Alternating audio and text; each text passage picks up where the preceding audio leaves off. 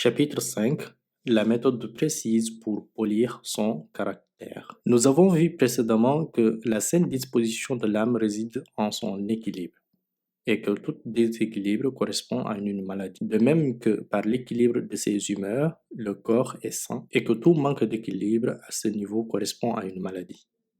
Pour faire un parallèle avec le corps, nous dirons donc que le traitement de l'âme consiste à en éliminer les tares et les caractéristiques détestables et à les doter des plus belles vertus et semblable au traitement du corps consistant à le débarrasser des maladies et à lui faire retrouver la santé. L'humeur du corps est généralement équilibrée à l'origine. Ensuite, par exemple, l'estomac est touché par des maux en raison de son incident causé par la nourriture et l'air. De même, les enfants naissent équilibrés et de nature saine. Puis, ce sont leurs parents qui font d'eux des juifs, des chrétiens ou des masdéens. Ce qui signifie que c'est par propagation et par transmission qu'ils acquièrent leurs défauts. De même que le corps n'est pas pleinement constitué à la naissance, mais qu'il se forme et se renforce par les soins favorisant sa croissance, par l'éducation et l'alimentation. Ainsi l'âme vient-elle au monde incomplètement formée et disposée à être perfectionnée.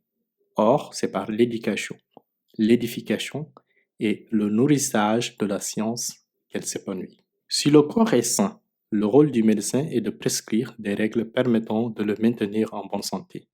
Et s'il est malade, son rôle est de le guérir.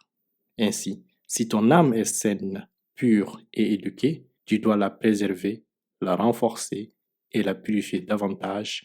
Mais si elle est imparfaite et impure, tu dois t'efforcer de lui faire acquérir pureté et perfection. Tout mal altérant l'équilibre du corps et causant une maladie ne peut être soigné que par son contraire. Si cette maladie est due à un excès de chaleur, elle sera soignée par le froid. Si elle est due à un excès de froideur, elle sera soignée par la chaleur de suite.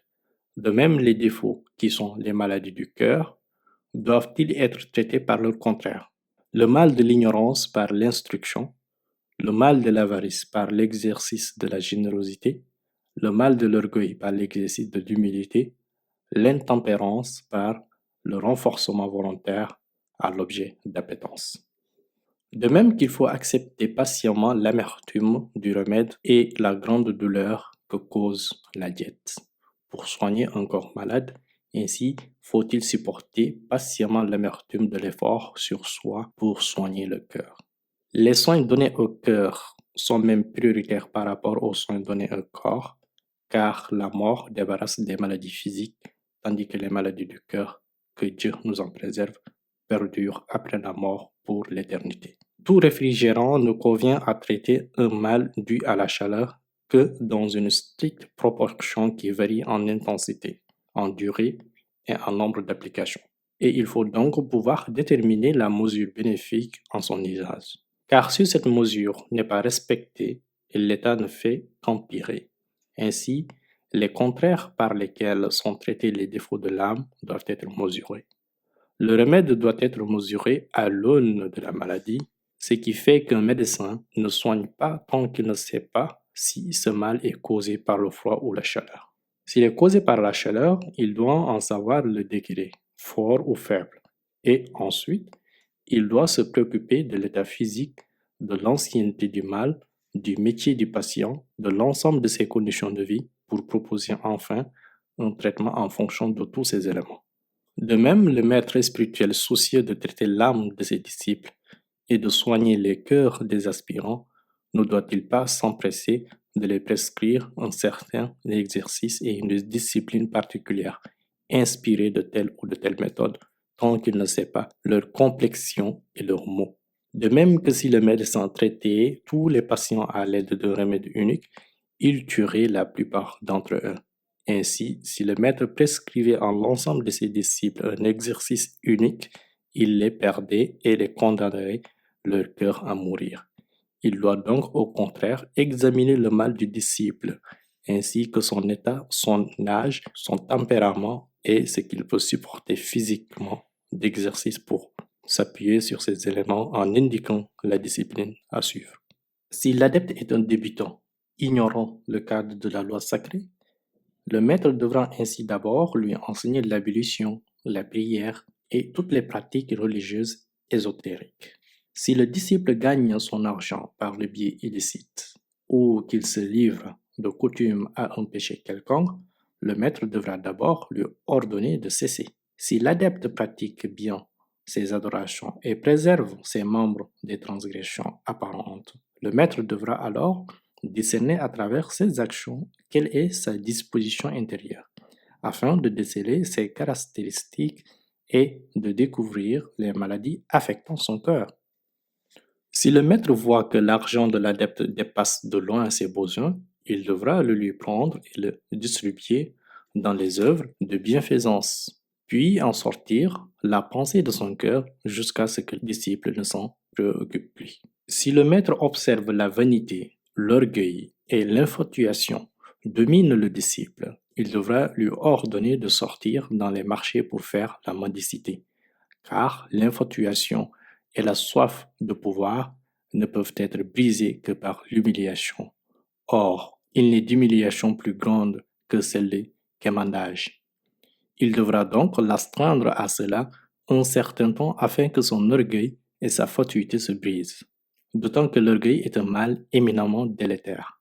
C'est également vrai du narcissisme. Si le maître voit que le disciple porte une attention excessive à sa toilette et à ses vêtements, qu'il apprécie cela outre mesure et paraît s'y complaire, le maître devra employer le disciple au nettoyage des latrines, du balayage des endroits sales et l'entretien des cuisines et des fourneaux ouverts de suie, jusqu'à ce que sa vaine coquetterie l'abandonne. Ceux qui s'emploient à nettoyer et à ornementer leurs vêtements, à chercher les linges les plus nets et les tapis de prière les plus colorés, ne sont pas différents de la mariée qui passe toute sa journée à soigner son apparence. Il n'y a pas de différence entre celui qui adore sa personne et celui qui adore une idole. Tant que l'individu adore un autre que le Très-Haut, celui-ci demeure voilé. Ainsi, celui qui se soucie d'autre chose que de savoir si son vêtement est licite et pur, au point que son cœur se consacre à cette pensée, est préoccupé par sa propre personne. Voici une subtilité de l'exercice spirituel. Si l'adepte ne supporte pas d'abandonner son narcissisme ou une quelconque autre tare directement et que son contraire ne permet pas de lui soustraire, il conviendra de le faire glisser de sa tare et à une autre tare moins grave, comme on lave le sang avec l'urine, puis avec l'eau, du fait que l'eau ne parvient pas à l'éliminer directement. De la même manière, on encourage l'enfant à aller à l'école pour jouer au ballon, aux quilles ou à d'autres jeux, puis progressivement à faire attention à son apparence et à se vêtir d'une façon élégante, puis, par d'autres encouragements, à avoir de l'ambition et à s'élever socialement, puis finalement aspirer à l'au-delà. Ainsi, quiconque ne parvient pas à se départir de son attachement à une position enviable directement, doit-il aspirer d'abord à une position moins distinguée, ce qui sera valable pour l'ensemble des caractéristiques. Si le maître constate que la voracité de son disciple est plus forte que lui, il l'enjoindra à jeûner et à réduire son alimentation. Puis, il lui demandera de préparer des plats appétissants qu'il présentera à d'autres sans écouter lui-même, jusqu'à ce que son âme s'habitue et que sa voracité cesse. S'il voit un jeune homme attiré irrésistiblement par le sexe, qui ne peut contenir son envie, il devra lui ordonner de jeûner. Si cela ne suffit pas, il devra lui ordonner de rompre le jeûne un jour avec de l'eau uniquement et le jour d'après avec du pain uniquement. Il devra lui interdire complètement la viande et les sauces jusqu'à ce que son âme se soumette et que son impétence cesse. Il n'est de traitement plus bénéfique au début de l'engagement spirituel que celui par la faim. Le maître voit que la colère domine le disciple, il lui ordonnera de se contrôler et de se taire. Puis il lui imposera la compagnie d'une personne d'un caractère particulièrement mauvaise et le mettre à son service jusqu'à ce que son âme s'exerce à le supporter. On raconte à ce sujet qu'un homme voulait apprendre à se contrôler et à contenir sa colère. Pour cela, Il prenait à son service des hommes qui l'insultaient publiquement et se forçait à patienter et à rester calme. Il finit ainsi par acquérir une maîtrise de soi toute naturelle jusqu'à ce que sa longanimité devienne proverbiale. Un autre qui se sentait lâche et faible et voulait acquérir la vertu du courage partait en mer par temps d'orage et tempêtes. Les dévots de l'Inde traitaient la paresse dans l'adoration en se tenant dans une seule position durant toute la nuit. Un cher, à ses débuts, éprouvé de la difficulté à veiller en prière. Il s'imposa de passer toute la nuit sur la tête jusqu'à ce qu'il semble facile de tenir sur ses jambes. Un autre, pour lutter contre la vénalité, vendit tous ses biens et jeta l'argent à la mer, car il y craignait qu'en les distribuant, son nature gloire de sa générosité et qu'il le fasse par constatation. Ce sont là autant d'exemples qui montrent comment soigner les maux du cœur. Notre propos n'est pas de mentionner les remèdes à chaque mal, car nous le ferons dans les sections suivantes. Nous voulons seulement ici indiquer la méthode générale consistant à opposer à toute inclination son contraire. Dieu a synthétisé tout cela dans son livre saint, en un seul énoncé. Il dit: quant à celui qui craint de devoir se tenir devant son Seigneur et contient les passions de son âme, il aura le paradis pour asile.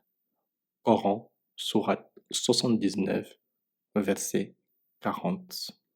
Le principe important à observer dans ce combat intérieur est de tenir ses engagements. Si quelqu'un décide de renoncer à un désir, la voie lui est ouverte et c'est là une épreuve et un examen que le Très-Haut lui fait passer. Il doit donc patienter et persévérer, car s'il habitue son âme à revenir sur ses engagements, il s'y habituera et se corrompra.